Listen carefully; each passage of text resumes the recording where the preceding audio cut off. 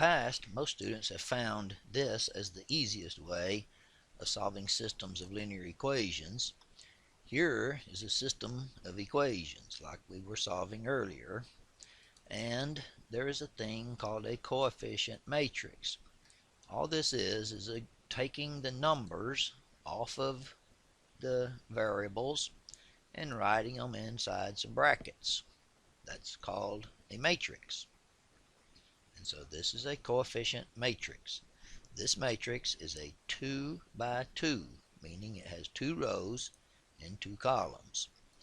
Here's the constant matrix. The numbers on the right side of the equal in the same order that they appear in the equations with brackets around them is called a constant matrix. Now, if we combine these two matrices together, we get something called the augmented matrix. The word augmented means stuck together. So let's stick them together. This matrix is called the augmented matrix for that system of equations. You'll find that this is pretty easy to write. I'll give you some practice on it. Look at this system, the augmented matrix. If you just take the numbers, leave off the x's, leave off the y's, leave off the equals, and leave all the numbers in their positions, we get this matrix. We just put the little dash line on here to keep things lined up. And again, the augmented matrix. This is pretty easy to write. Now I'm going to show you the technical way of dealing with this, and I'll show you a different way in just a little while.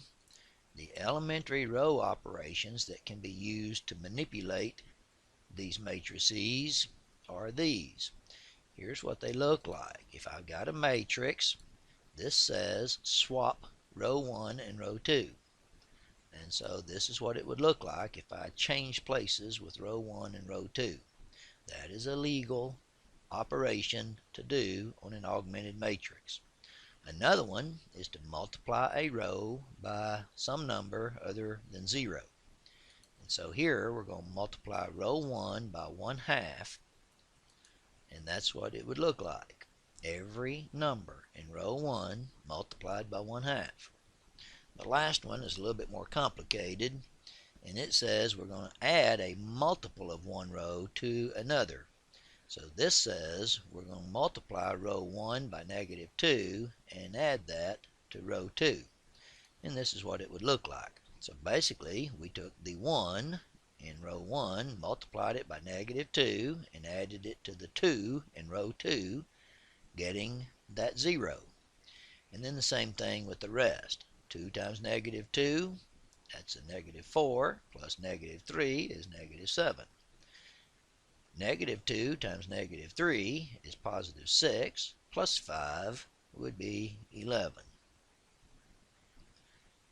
And we have something called reduced row echelon form.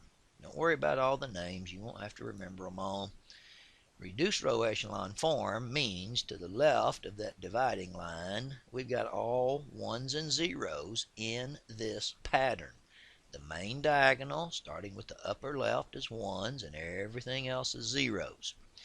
And then there's some numbers out there to the right. For example, this is reduced row echelon form. Now if an augmented matrix is in reduced row echelon form, then we have the answers.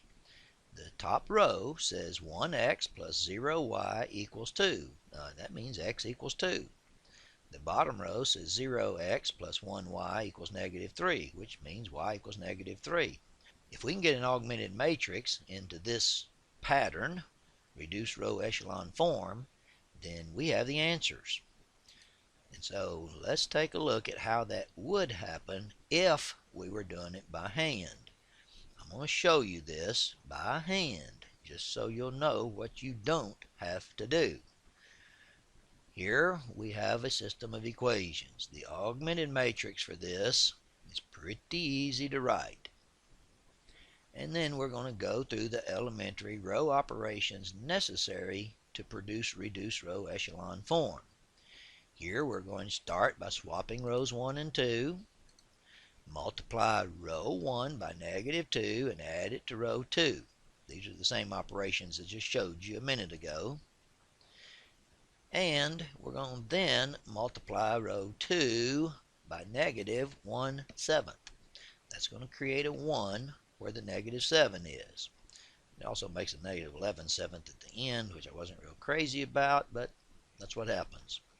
And finally, we're going to take that 2 and turn it into a 0. And to do that, we're going to multiply row 2 by negative 2 and add that to row 1. Now, when we get reduced row echelon form, the answers are pretty evident. The top says x equals 1/7. The bottom says y equals negative 11/7. So those are our answers. Now, you don't have to do this by hand because it's built into our calculator. Pay attention. To produce reduced row echelon form, you still have to be able to write the augmented matrix. Now, I'll show you this specifically on a calculator in just a moment, but here's the idea of solving using the calculator. We will enter that matrix into the calculator. We will find RREF. Notice the similarities. Reduced row echelon form. RREF. And when we do the RREF and turn it into fractions, look at what we get. The same answers that we came up with when we did it by hand. Now I'll show you actually how this works on the calculator. So if you have your calculator, take it out and follow along. You can pause the video if you need to. And so on my calculator, I start by doing second matrix. I scroll over to where it says edit. I'm going to choose number 1. That will be matrix A. This matrix has 2 rows and 3 columns. It is a 2 by 3 matrix. And I type the numbers.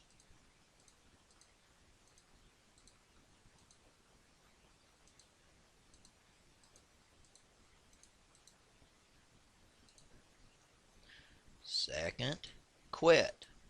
I'm at the home screen. I go matrix, math, scroll down until I find RREF, not REF. Enter, second matrix, number 1, enter.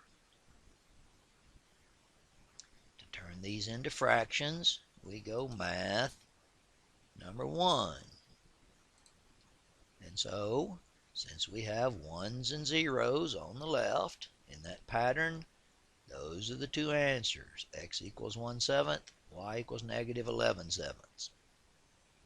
Look at this one. Here again is the summary of what you would do to solve this. Write the augmented matrix.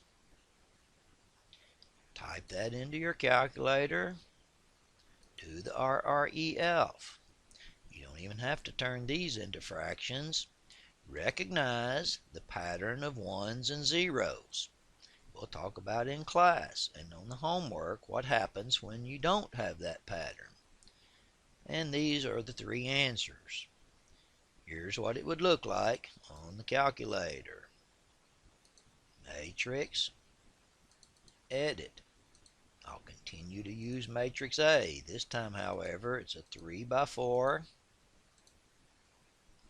And type the numbers.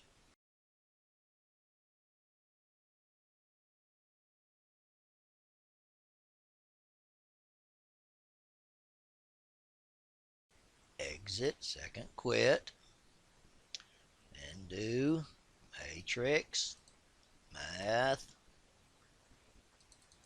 RREF, matrix, A.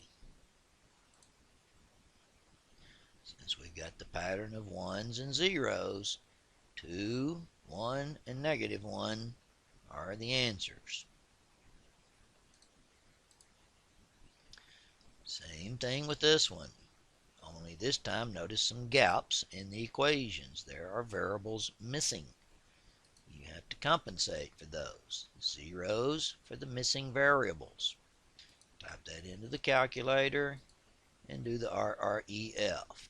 Now I've shown you twice, so I won't go through and make you watch me type all those numbers again. But look at the pattern of ones and zeros. If that appears like that, then those four numbers are the answers in the order in which the variables appeared.